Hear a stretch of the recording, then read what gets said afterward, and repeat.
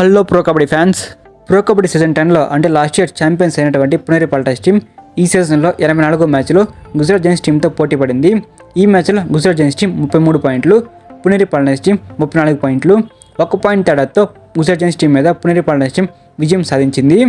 Puneri పల్టాస్ team last ఇయర్లో ఆడినంత విధంగా ఈ సీజన్ ఆడలేకపోతుంది. దానికి కారణం వాళ్ళ యొక్క కెప్టెన్ అస్లాం ఇనామ్దార్ లేకపోవడమే. అస్లాం ఇనామ్దార్కి ఇంజురీ కావడంతో గత కొన్ని మ్యాచ్ల నుంచి టీంలో దూరంగా ఉన్నాడు. అస్లాం ఇనామ్దార్ టీంలో ఉన్న రోజులు టీం అనేది చాలా బాగా పర్ఫార్మెన్స్ చేసింది. ఇంజురీ అయ్యి ఎప్పుడైతే టీం నుంచి బయటికి వెళ్ళాడో అప్పటి నుంచి పునేరి పల్టాస్ టీం ఓడిపోతూ వస్తుంది. ఇప్పుడు మనం ఈ వీడియోలో అస్లాం ఇనామ్దార్ తిరిగి టీంలోకి వస్తాడా లేదా, వస్తే ఎప్పుడు వస్తాడు, అండ్ అంతకంటే ముందుగా మనం ఈ మ్యాచ్లో ఇరు జట్ల యొక్క రేటింగ్ అండ్ డిఫెన్స్ ఏ విధంగా పర్ఫార్మెన్స్ చేశాయి, అండ్ ఈ మ్యాచ్ తర్వాత పాయింట్స్ టేబుల్లో ఏ టీమ్స్ ఏ పొజిషన్స్లో ఉన్నాయి, అండ్ ప్లే ఆఫ్స్కి ఏ టీమ్స్ చేరుకునే అవకాశం ఉందనేది వీడియోలో మనం డిస్కస్ చేసుకుందాం. వీడియోని అయితే ఎక్కడ కూడా స్కిప్ చేయకుండా చివరి వరకు చూడండి. ఈ వీడియోలో మీకు చాలా ఇన్ఫర్మేషన్ అనేది తెలుస్తుంది. ముందుగా మనం ఈ మ్యాచ్లో పునేరి పల్టాస్ యొక్క రైడర్స్ ఏ విధంగా పర్ఫార్మెన్స్ చూశారని చూసుకుంటే, ఈ మ్యాచ్లో పునేరి పల్టాస్ టీం కెప్టెన్గా ఆకాశ్ ఇండియా పర్ఫార్మెన్స్ చేశాడు.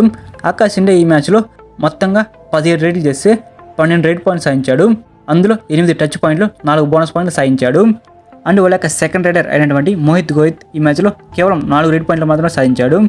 అండ్ థర్డ్ రైడర్గా వ్యవహరించినటువంటి పంకజ్ మోహిత్ ఈ మ్యాచ్లో 1 రైడ్ పాయింట్ మాత్రమే సాధించాడు. అండ్ సబ్స్టిట్యూట్గా వచ్చినటువంటి వి అజిత్ కుమార్ ఈ మ్యాచ్లో 3 రైడ్ పాయింట్లు సాధించాడు. ఈ మ్యాచ్లో ఆకాశ్ ఇండియా తప్ప రైడర్స్లో రిమైనింగ్ రైడర్స్ ఎవరు కూడా బాగా పర్ఫార్మెన్స్ చేయలేదు.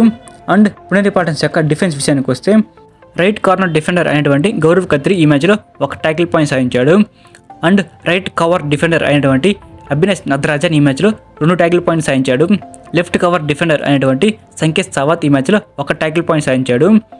అండ్ సబ్స్టిట్యూట్గా వచ్చినటువంటి రైట్ కార్నర్ డిఫెండర్ పుజారి ఈ మ్యాచ్లో 4 ట్యాకిల్ పాయింట్ సాధించాడు. ఈ మ్యాచ్లో పునేరి పల్టాస్ యొక్క డిఫెన్స్ అనేది పర్వాలేదనిపించింది. ఈ మ్యాచ్ పూర్తి సమయానికి పునేరి పల్టాస్ టీం 34 పాయింట్లు సాధించింది. అండ్ గుజరాత్ జైన్స్ టీం యొక్క రేటింగ్ విషయానికి వస్తే, వాళ్ళకి కెప్టెన్ గుమన్ సింగ్ ఈ మ్యాచ్లో 16 రైడ్ పాయింట్లు సాధించాడు. మొత్తం ఈ మ్యాచ్లో 23 రైడ్లు చేస్తే 11 టచ్ పాయింట్లు, 5 బోనస్ పాయింట్లు సాధించాడు.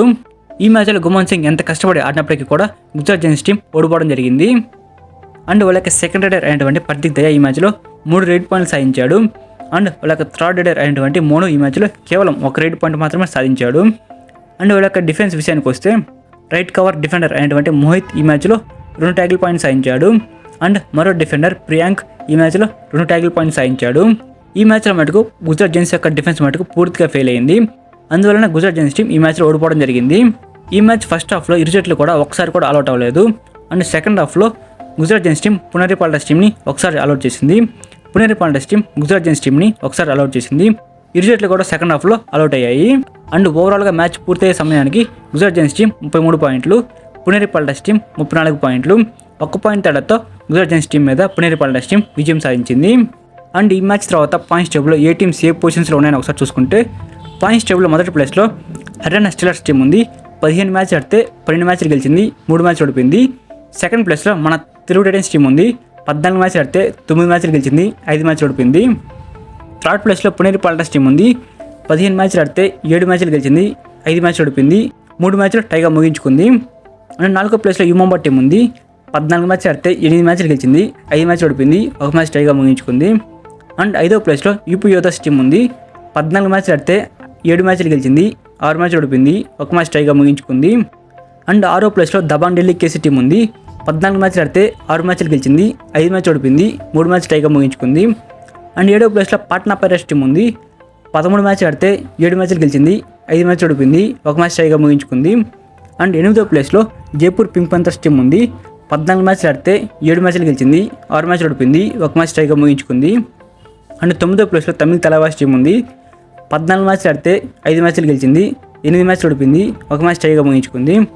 అండ్ 10వ ప్లేస్లో గుజరాత్ జైన్స్ టీం ఉంది. 14 మ్యాచ్లు ఆడితే 4 మ్యాచ్లు గెలిచింది, 9 మ్యాచ్లు ఓడిపోయింది, 1 మ్యాచ్ టైగా ముగించుకుంది. అండ్ 11వ ప్లేస్లో బెంగాల్ వారియర్స్ టీం ఉంది.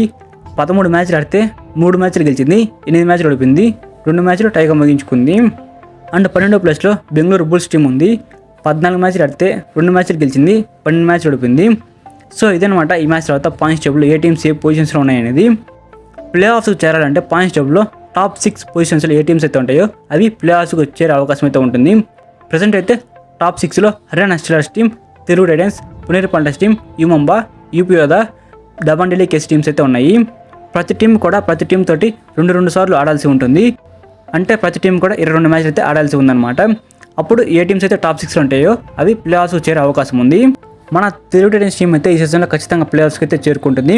ఈ సీజన్ ఖచ్చితంగా మన తెలుగు టైటన్స్ టీం ప్లే ఆఫ్స్కి చేరి ఫైనల్స్కి వెళ్ళి కప్ కొట్టాలని కోరుకుంటున్నాను. అస్లాం ఇనామ్దార్ విషయానికి వస్తే గత కొన్ని మ్యాచ్ల నుంచి ఇంజురీ వల్ల అస్లాం ఇనామ్దార్ టీంకి దూరంగా ఉన్నాడు. అస్లాం ఇనామ్దార్కి అయినటువంటి ఇంజురీ అనేది పెద్దది అవడం వల్ల అస్లాం ఇనామ్దార్కి రెస్ట్ అనేది అవసరం. అందువలన ఈ సీజన్ మొత్తం కూడా అస్లాం ఇనామ్దార్ టీంలో ఆడే అవకాశం అయితే లేదు. ఓవరాల్గా ఇంకా ఈ సీజన్ మొత్తం అయితే టీంలో కనిపించాడు అస్లాం ఇనామ్దార్. ఇంకా రాబోయే సీజన్లో ఏమైనా టీంలోకి వచ్చే అవకాశం ఉంది. అస్లాం ఇనామ్దార్ లేనప్పటి నుంచి పుణేరి పాల్టస్ టీం అయితే వరుసగా ఓడిపోతూ వస్తుంది. ఒక మ్యాచ్ గెలిస్తే 2 మ్యాచ్లు ఓడిపోతుంది. పుణేరి పాల్టస్ టీంలో అస్లాం ఇనామ్దార్ లేనటువంటి లోడ్ అయితే పూర్తిగా కనపడుతుంది. సో ఇది గైస్ ఈ వీడియో అయితే. ఈ వీడియో కనుక మీకు నచ్చినట్లయితే వీడియోకి లైక్ చేసి డైలీ ఇలానే మీరు కబడ్డీ ఇన్ఫర్మేషన్ తెలుసుకోవాలంటే మన ఛానల్ని సబ్స్క్రైబ్ చేసుకొని పక్కన ఉన్న బెల్ సింబల్ ఆన్లో పెట్టుకోండి. Thank you for watching my video. Have a nice day guys.